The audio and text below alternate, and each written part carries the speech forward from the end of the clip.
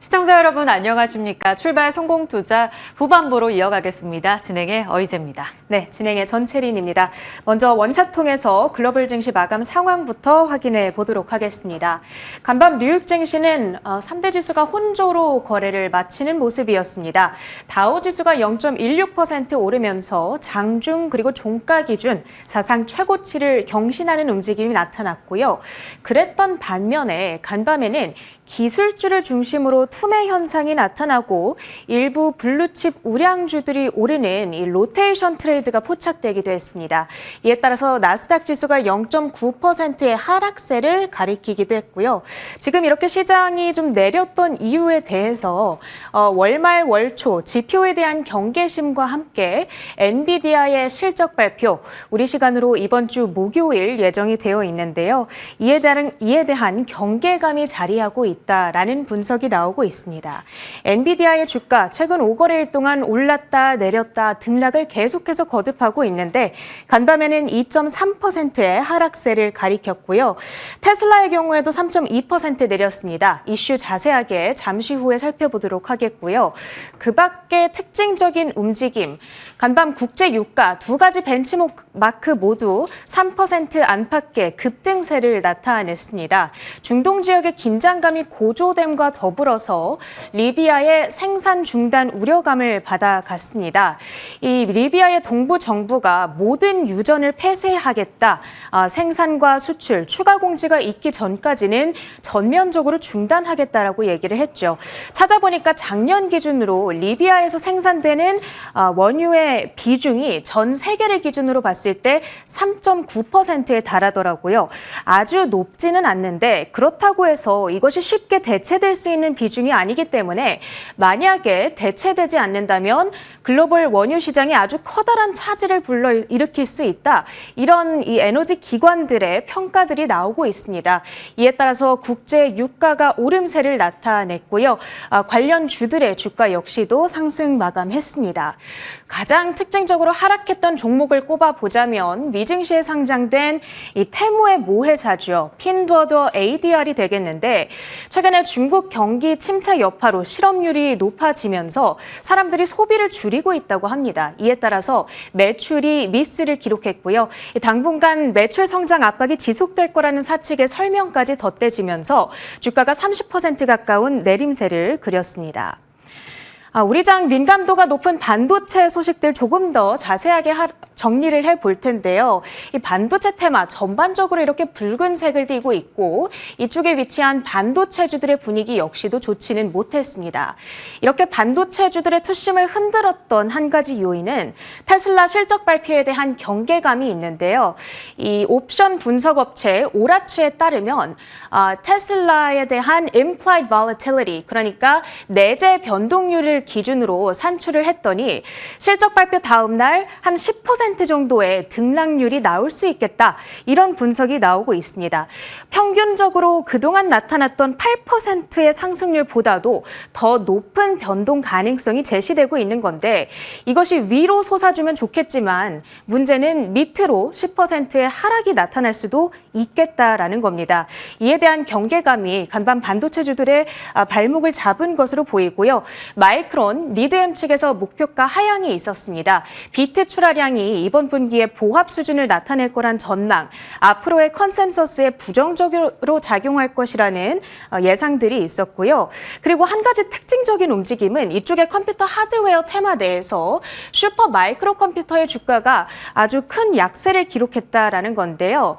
이 대표적인 AI 플레이로 부상하면서 올해 한때에는 290%에 육박하는 급등률을 나타내기도 했었죠. 3월 들어서 횡보, 조정 국면을 좀 그려오고 있는 상황인데 여전히 연초 대비했을 때에는 100%에 가까운 높은 상승률을 그리고 있습니다. 엔비디아의 실적 결과에 따라서 주가가 동조화되는 경향이 있기 때문에 이번 주에 과연 어떤 영향을 받아갈지 지켜보셔야겠습니다. 필라델피아 반도체 지수 오늘장에서 2.5% 하락하면서 5,100달러 선, 100포인트 선마저 반납하는 움직임이 나타났는데요. 국내 반도체주들에 대한 움직임 오늘 약간의 주의가 필요해 보입니다. 간밤 테슬라의 주가를 흔들었던 이슈 정리해 보겠습니다. 바로 이 로이터의 보도였는데 캐나다가 앞으로 중국산 전기차에 100%의 높은 관세를 부과하기로 결정을 했습니다. 자, 그런데 이게 테슬라랑 도대체 무슨 상관인가 싶으실 수 있습니다. 캐나다가 수입 중인 중국산 전기차는 테슬라밖에 없는 것으로 나타났습니다. 따라서 11월부터 기존의 10%였던 관세에 상계 관세까지 추가가 되면서 이제 19%로 높아질 예정인데요. 테슬라 입장에서 이를 해결하기 위해서 물론 미국, 독일에서 생산되는 차량을 캐나다에 공급하는 방안이 있기는 있습니다. 하지만 설령 그렇게 해결을 한다 해도 남아있는 문제가 있습니다. 바로 테슬라의 중국 생산 비중이 아주 높다라는 건데요. 이 자료는 테슬라의 분기별 중국 생산량을 초록색으로 표시해주고 있는 자료가 되겠습니다. 지난 1분기를 포함해서 6개 분기 연속 중국에서 생산된 테슬라 차량이 50%를 능가하는 것으로 나타났습니다. 다른 어떤 나라보다도 지금은 중국에서 가장 많은 테슬라 차량이 생산되고 있구나, 이 사실을 알고 있는 건데요. 최근에 미국, 유럽, 이제는 캐나다까지 이렇게 중국 때리기에 나서게 됐다라는 거는 서방 동맹국들이 이런 뜻을 함께 하게 되면서 중국산 테슬라에 대한 구매 장벽을 높이고 이는 추후 테슬라의 실적을 악화시킬 가능성 역시 생각을 해볼 수가 있기 때문에 우리가 좀 조심을 해봐야 될 것 같습니다. 이와 함께 간밤 대표적인 2차 전지 관련주, 리튬 관련주죠. 앨범알의 주가가 하락했다는 점 역시 오늘 우리장 투심에 영향을 줄 수 있을 테니 주의를 해보시면 좋겠습니다. 자, 그렇다면 좀 안 좋은 소식들을 위주로 정리해드렸던 것 같은데 오늘 정령 오를 테마는 없는 걸까요? 한번 찾아보려고 노력을 했습니다. 오늘 이슈가 나왔던 쪽, 애플이 내달 9일 신제품 공개 행사 일정을 확정지었습니다. 여기서 아이폰 16이 최초로 공개될 예정인데 아이폰 관련주들을 우측에 정리해 봤으니까요. 테마성 단기 시세 연결이 될지 오늘 확인을 해보시면 좋을 것 같고요. 그리고 액침 냉각이 두 번째입니다.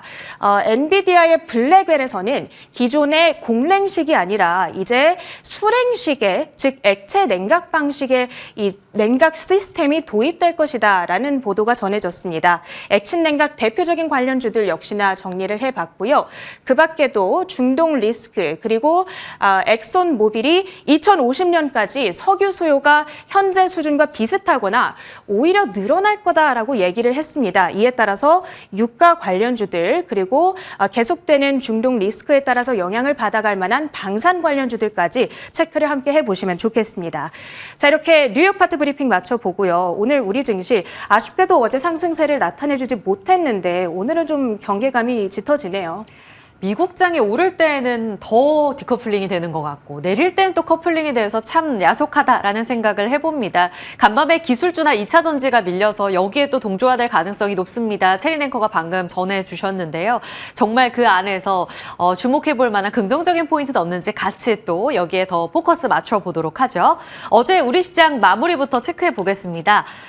말씀해 주신 대로 양시장 밀렸고요. 코스피가 0.14% 약세, 코스닥은 0.8%의 낙폭을 기록했습니다. 사실 어제 이 시간대만 하더라도 꽤 기대감 섞인 브리핑을 좀 전해드렸었죠. 아무래도 파월의 잭슨 홀 미팅 안에서의 피봇을 명확하게 보여줬던 그 연설 효과로 미장이 금요일에 올랐기 때문에 우리 장도 기대해 볼 법합니다라는 내용을 전해드린 바 있는데요. 보시다시피 이렇게 하락 흐름 나타났습니다. 금리 인하에 대한 기대감은 선반영됐다라고 해석해 볼 수 있을까요? 게다가 어제 장중에 이 엔달러 환율이 다시 한번 하락하면서 엔화 강세 움직임 조금 더 긴장감 섞이게 체크해 볼 포인트로 제시가 됐고요. 더불어서 주말 사이에 나왔던 지정학적 리스크까지 지수의 상단을 제한시키고 오히려 끌어내리는 요인으로 작용했습니다. 외국인이 어제 소폭 환율의 오름세와 함께 좀 매도하는 모습이 확인됐습니다. 코스피 쪽에서는 이틀째 매도였고요. 4,600억 원의 매도 우위 기록했습니다. 특히 반도체 쪽에서 외국인들이 팔고 있다는 점은 눈여겨보셔야 될 포인트입니다. 선물 시장에서는 막판에 가까스로 매수로 전환되기는 했는데 매수의 의미를 둬야 할지 아니면 장중 내내 팔았던 그 흐름의 의미를 둬야 할지는 연속성을 계속 체크해 볼 필요가 있겠고요. 어제 그럼 시장 내내 시가 부근에서만 올랐던 쪽 그리고 장중 내내 밀리는 움직임 안에서 살아남은 섹터는 없는가? 바이오, 플랫폼, 금리 인하에 수혜받을 수 있는 건설이라든지 AI 이쪽이 좀 강세 움직임을 나타냈습니다. 일부 로봇주들까지 오름세를 보여줬는데요. 이 부분은 큰 틀에서 금리 하락과 관련된 테마에 프레임에 주목하는 시장의 분위기였습니다. 특히 바이오는 그 안에서도 독보적인 상승 움직임을 나타냈는데요. 약세장 안에서 유한양행은 또다시 신고가를 에이프릴 바이오, ABL 바이오, 리가캠 바이오 이들 종목까지 신고가 이어졌습니다. 잠시 후 체크해 보도록 하고요. 네카오도 나란히 3%가량 상승하면서 고개를 강하게 들었습니다. 그리고 테마 안에서의 순환매도 발빠르게 진행되죠. 전쟁, 액침 냉각, 비대면 진료, 그리고 전기차 화재 다양하게 움직임이 나왔고 어제는 에너지 관련 종목들 조금 더 강한 시세 나타났습니다. 반면에 상반기에 주도주 역할을 해줬었던 섹터들은 일제히 하락했는데요. 조선, 반도체, 화장품, 변압기 대표적으로 북미 수출 내러티브에 강하게 반응했던 섹터들이 일제히 하락을 나타냈습니다. 현대미포조선이 마이너스 5%, 한화엔진, 실리콘투, SK하이닉스까지 약세 움직임을 나타내면서 외국인들이 원화 강세 속에서 차익 실현하는 움직임 확인이 됐습니다. 자, 그러면 시장은 계속해서 금리가 하락하는데 베팅을 하게 될 텐데 앞으로 그러니까 9월에 FOMC에서 한 차례 내리겠죠? 25bp냐 50bp냐 아무래도 계속되는 논쟁이 있을 겁니다. 이 부분은 지표를 좀 더 확인해 보실 필요가 있겠고요. 만약에 이번에 25bp 내린다 해도 내년까지 두 번의 스텝이 더 남아있기 때문에 연말에는 50bp 한 차례 더 인하할 거다라는 기대감이 큽니다. 따라서 금리 하락에 베팅하며 그 수혜주로 포트를 재편해야 하는가 그리고 상반기에 주도주 역할을 해줬던 수출주들은 팔아야 하는가 고민이 가장 깊습니다.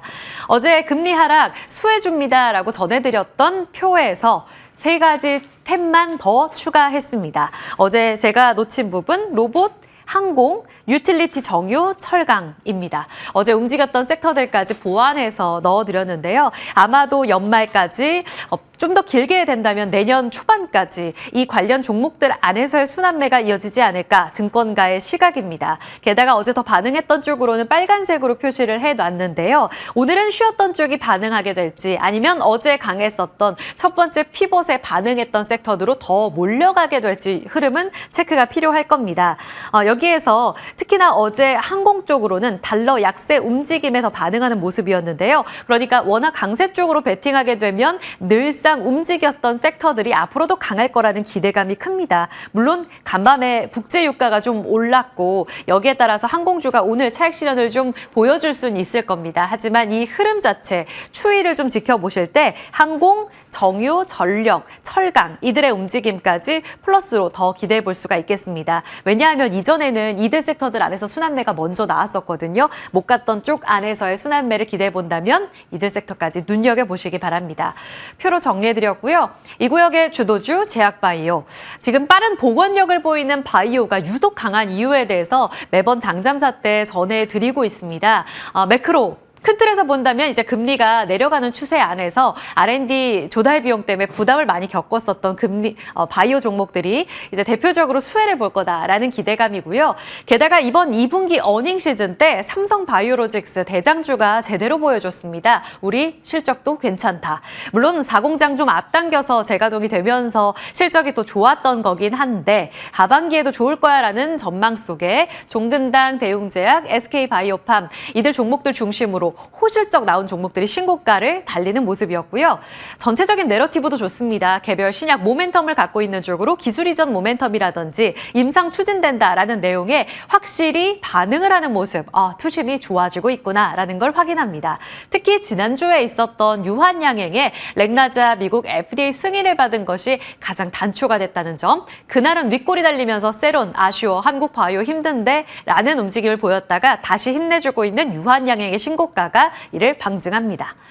마지막으로 수급입니다. 바이오 쪽으로 기관의 대량 매집이 포착됩니다. 특히 8월 들어서 외국인과 기관이 코스닥 안에서 가장 많이 산 종목을 보니까요. 1위가 알테오젠이었습니다. 어느 종목을 가장 많이 담았느냐, 이것이 앞으로 시장에 어느 정도의 베팅력을 보여주느냐, 이 부분을 방증하지 않을까라는 차원에서 뽑아봤고요. 어제 월간 단위로 봤을 때 어제까지입니다. 외국인 기관이 코스닥에서 담은 1위부터 5위까지의 종목을 보니까 바이오 일색이죠. 알테오젠 나란히 외국인과 기관 공동 1위고요. 그리고 파마리서치는 조금 확대해서 헬스케어까지 넓혀서 뽑아봤습니다. 삼천당 제약 4위에 외국인 매수 이름을 올리고 있고 기관이 확실히 더 적극적인데요. ST팜, 리가켄바이오, HLB 담아가고 있습니다. 그리고 맨 아래는 어제 기관들이 적극적으로 담았던 바이오주 리스트예요. 보로노이, 그리고 ABL바이오, 바이넥스, GI이노베이션, 재료가 있었던 쪽 강하게 움직였고요. 퓨처캠, 루니퓨노, AI 의료까지 담아가는 모습 확인되고 있습니다. 따라서 이 네 가지가 살아있는 한 바이오주들은 계속 달리겠구나. 전제 조건을 체크해 보실 수 있겠죠. 자, 그럼 하반기에 제약바이오 없으면 포트에 담아가지 않는다면 혹여 다시 한번 이 금리 인하 프레임 안에서 포모를 겪게 되지 않을까? 그런 측면에서 담아야 할 바이오주는 과연 누가 있는가? 두 가지로 정리해봤습니다. 첫 번째는 기술 이전 모멘텀을 기대한다면 키움증권의 리포트를 좀 발췌해서 가져와 봤고요. 지금 하반기에 기술 이전 남아있는 기대주들의 리스트입니다. 알테오젠이 지금 ADC, SC제형 관련해서는 압도적인 주도주 역할을 해주고 있죠. YTD 수익률만 보더라도 올 한 해 217%의 강세를 보여줬습니다. 올 한 해 코스피가요. 거의 한 마이너스 2%니까 어마무시하게 지금 시장 대비 아웃퍼폼하고 더 나아가서 이 시장을 끌고 가는 원동력을 보여주고 있다. 게다가 중요한 건 지금 고점 대비 빠져있는 게 아니라 7월 말에 고점 경신하고 두 달째 옆으로 횡보하고 있습니다. 한 차례 더 뚫어주지 않을까 기대감 크고요. 더불어 삼천당제약, 리가켄바이오, ABL바이오 다 옆에 지금 경구제형 그리고 이중항체, 지속형제형, 파이프라인이나 유형은 각자 다르긴 하지만 기술 수출과 관련해서 LO 기대감이 있는 쪽으로 이렇게 압축이 되고 있습니다. 그런데 눈여겨보셔야 될 포인트는 계속해서 대장주인 알테오젠이 이 시장을 이끌어갈 것인가 아니면 늘상 그래왔듯 삼천당제약과 펩트론이 상반기 7월에 고점을 찍고 지금 두 달째 쉬어가고 있잖아요. 그 안에서 새로운 뉴페가 등장하지 않을까? 어제 보여줬던 퓨처캡의 신고가 목전에서 마무리된 흐름. 그러면 신고가를 돌파해서 뉴페인 퓨처캠으로 수급이 집중되지 않을까 눈여겨보셔야겠습니다.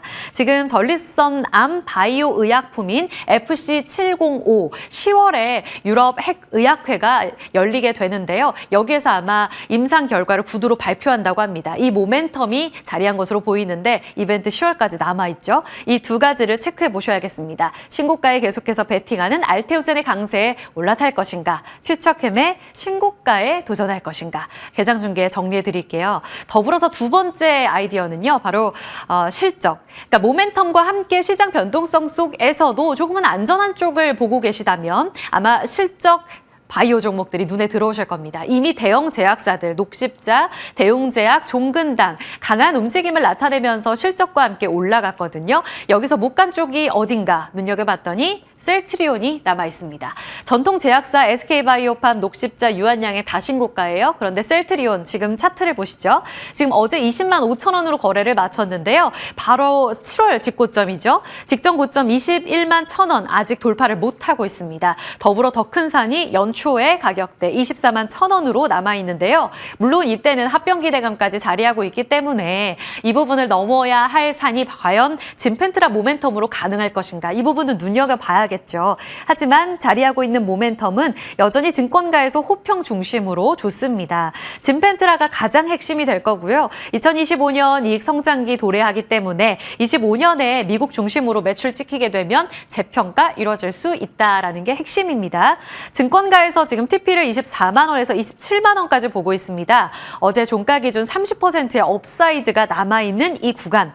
지금이라도 노려봐야 될까요? 얼마 전 개장 중계 때 전해드렸지만 합병이 좀 무산됐죠. 하지만 남아있는 이벤트다라는 게 당시 패널들의 의견이었습니다. 따라서 이 부분 추가적으로 이벤트가 남아있다는 부분까지 체크 필요하겠습니다. 자, 그리고 새로운 시장 변수가 또 하나 등장하고 있습니다. 오늘 사실 항공주들 달러 약세 그리고 원화 강세, 원달러 환율이 계속 1,320원대 머무르게 되면 혹은 더 내려가면 뭘 볼까요? 라는 아이디어로 항공주를 전해드리려고 했는데 간밤에 국제유가가 3%나 튀어 올랐죠. 앞서서 체리냉커가 전해드린 대로 리비아 석유 생산 중단 그리고 중동 확전 우려감으로 다시 한번 올라가고 있습니다. 지정학적 리스크는 여전히 좀 자리하고 있는 국면 안에서 WTI가 71달러에서 77달러까지 빠르게 3거래일 동안 올라왔어요. 한 8%가량 상승. 올해 상단은 85달러인데 23년, 22년의 고점 전혀 뚫지 못하고 있습니다. 유가가 이렇게 빠져 있을 때에는 급반등이 나오기 마련입니다. 라는 시각도 제시가 되고 있거든요. 그런 측면에서 어제 원화 강세 수혜주로 같이 움직였던 정유 그리고 석유도 소매는 전쟁 테마에 더 반응했죠. 마지막으로 화학 테마. 다시 한번 국제유가 반등과 함께 올라갈 수 있는 흐름을 눈여겨보셔야겠고요. 저희 PD님이 또 친절하게 YTD 수익률을 쭉 적어드렸어요. 지금 이미 테마성으로 올라온 종목들 말고도 유가가 만약 여기서 더 탄력을 받게 된다면 못 갔던 종목으로 아마 수혜가 있을 겁니다. 그 부분까지 같이 참고해보시면 되겠습니다. 자, 당잠사 브리핑이었습니다.